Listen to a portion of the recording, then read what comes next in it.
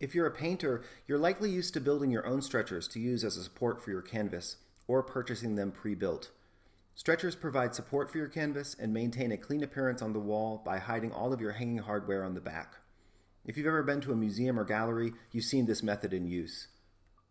But what about alternatives to that traditional method? The other day I was looking at this Kerry James Marshall painting at the Cleveland Museum of Art, and I noticed that it didn't utilize a stretcher. Instead, it's been sewn to create a small hem on the edges, and then grommets have been placed within the painting canvas itself, and the painting is hung by these grommets.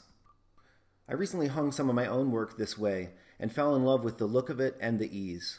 There are many reasons this method of hanging would be advantageous, so we're going to show you how to do this yourself. We're going to hang our paintings with grommets. Grommets are circular fasteners that look like this. They come in a variety of sizes and finishes. They consist of two parts which meet through a pre-cut hole in your substrate. The two sides are then forced together so that the inner flange folds out on the washer, thus bonding the two and creating a reinforced hole. This reinforced hole serves a variety of purposes. In our situation, it does two things very well. First, it looks a lot better than if you were to simply cut a hole in your canvas.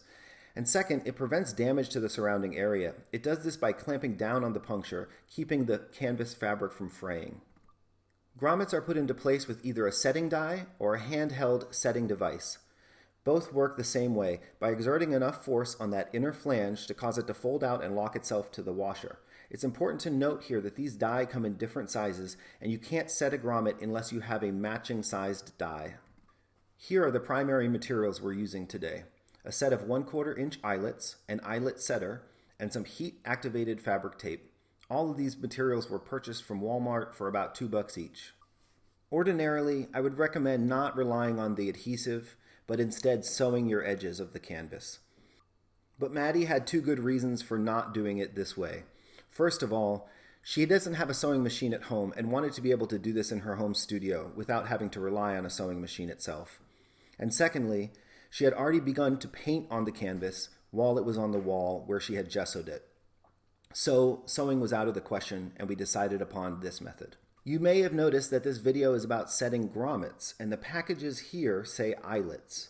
Eyelets and grommets are the same thing. When they're small, they tend to be called eyelets, and when they're larger, they're called grommets. Regardless of the nomenclature, you probably use grommets every day without noticing it, even when you tied your sneakers this morning. We're also going to need a 1/4 inch leather punch, a hammer, a scrap of wood, and a scrap piece of fabric, and an iron. Okay, so first we found a clean, empty surface that was safe to iron on and lay our painting face down. We do some quick measurements to be sure we were making our folds correctly. We want the finished painting to be a square or rectangle, not a parallelogram or other wonky shape.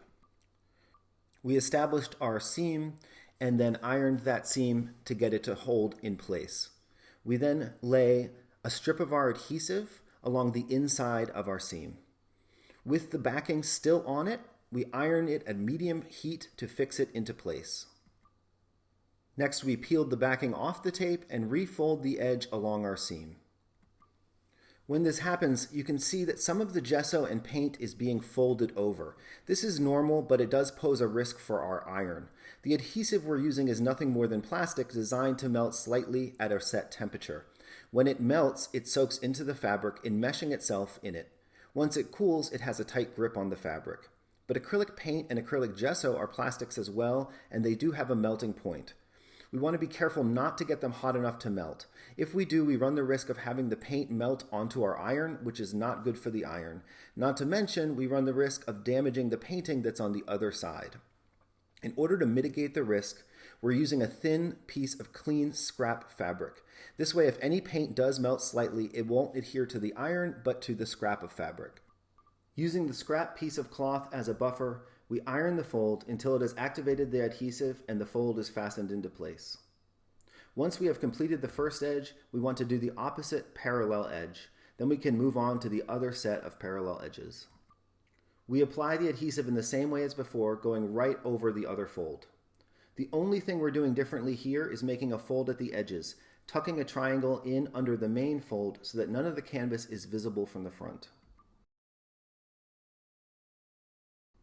Next, we're going to measure and mark the spot where our grommets will go. It's important to measure in both directions, from the top and the side, to ensure the grommet looks neat and intentional.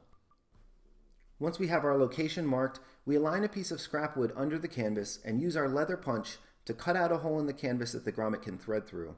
Once our hole is cut, we can insert the grommet through the hole, taking care to ensure that the washer is on the back side of the canvas. Our die has two pieces, a flat plastic piece which we align under the grommet head and place down on our wood. There is also a cylindrical metal piece which we place on top of our washer.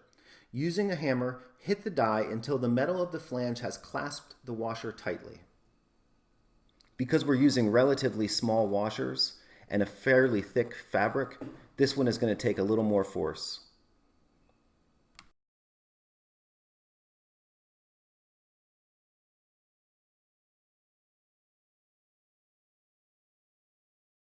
Once we have all of our grommets in, we are ready to hang our artwork. You'll want to experiment with different hanging hardware to see which looks best, as well as how many grommets and where to place them. In this case, we went with 3 evenly spaced on the top, and it's doing the job.